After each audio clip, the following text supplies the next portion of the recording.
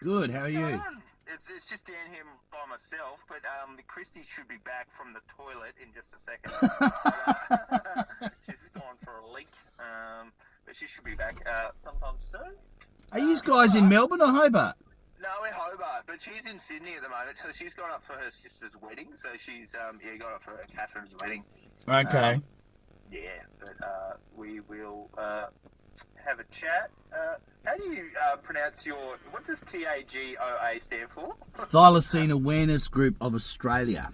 Thylacine Awareness Group of Australia. And we're actually an incorporated association, so we exist. We exist in the real world as well.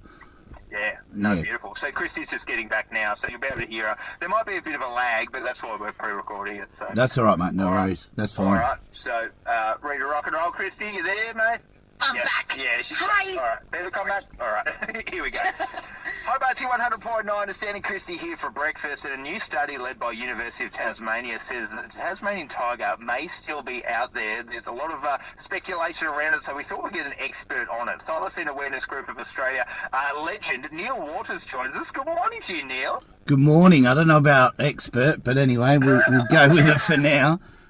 Now, a lot of people say, like, the extinction of the Tasmanian tiger was around, like, 1936 when the last tiger was in capacity at Tasmania Zoo. But yourself, mate, you've seen the tiger out there. I've seen it 4 times, and I've spoken to hundreds and hundreds of people who swear black and blue that they've seen it all across Australia. So, yeah, I'm not in agreement that it's extinct. It's probably critically endangered more than anything. And Neil, that's what, like, I'm a believer. I honestly believe you're adamant that you've seen what you've seen, you know, like in Tasmania is a very big place. Can you give us some examples specifically of, like, what suburbs you've seen the Tassie tiger, Neil? Like, whereabouts does this happen? Well, not so much a suburban thing. They do definitely come into the outer fringes of communities and steal chickens and ducks and things from time to time. But look, the northeast is where I focus most of my work. There's a lot of sightings in the northeast, the northwest, the west coast of Tassie. And then you've got all your hotspots on the mainland, Gippsland in Victoria, the Adelaide Hills in South Australia, southwest, Western Australia. Like, this thing is the #1 champion of hide and seek all over Australia, without a doubt. And you've kind of, like, the new findings have shed new light on the fate of this species. They're saying, like, it could have been around in the 80s and 2000s. Do you know of any sightings around, like, southwestern wilderness of Tasmania around that time too, in your research? Well, in the northwest, there was a very now famous sighting, which was by Hans Narding. He was a park ranger. And national parks absolutely believed that he'd seen one. And at the time in the early 80s, this was 82, there was a lot of speculation because there was a lot of, Eric Geiler, Bob Green. These people were from the museums and the unis in Tassie, and they were adamant it was still there. Now, Hans Narding's sighting in 1982 is official, so that is actually enough to prevent extinction from being declared. But look at that. They declared extinction anyway. What a surprise.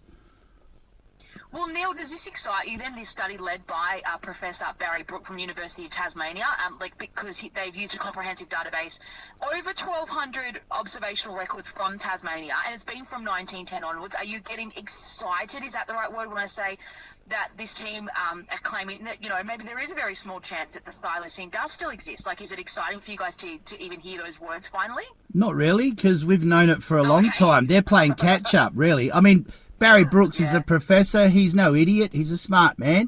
But he's got to play it cautiously. Right. He can't run around and say, oh, yeah, it's definitely there. But I filmed one in January this year with a thermal monocular, and I've put it on our YouTube channel. But, you know, everybody's trying to tell me it's a quoll. Well, it was very, very, very big quoll if it's a quoll, yeah? So, well, it's one of the most fascinating and enigmatic animals out there, the thylacine. So, I guess if you've got that proof, you can go say to them, well, it has been around for a long time and it's still here to this day. Well, look, and I couldn't agree with you more. What the proof they want is a dead animal. That's ultimately what they want. No amount of blurry or ambiguous or, dodgy videos or photos will do. But if you go to the official online museum for the thylacine online, it clearly states in the opening page that they consider it to be endangered and not extinct. And Barry Brooks is a contributor to that website. So, you know, is he being completely honest about what he thinks in his paper, or is he still being overcautious, you know? Well, interesting. Watch Wow. this space. I got all the clangers here for you. I tell you, I know all the right things to say. You're a legend. Thanks I'll for come joining out us one time, today. Neil. And Thank we'll you. come and study with you anytime. We'll go hunting. Thanks for joining us this morning. All right, no worries. Bring your sleeping bags. You're a legend. Thanks, mate. Cheers, Neil. We're going to get back on air. All right, cheers. Bye.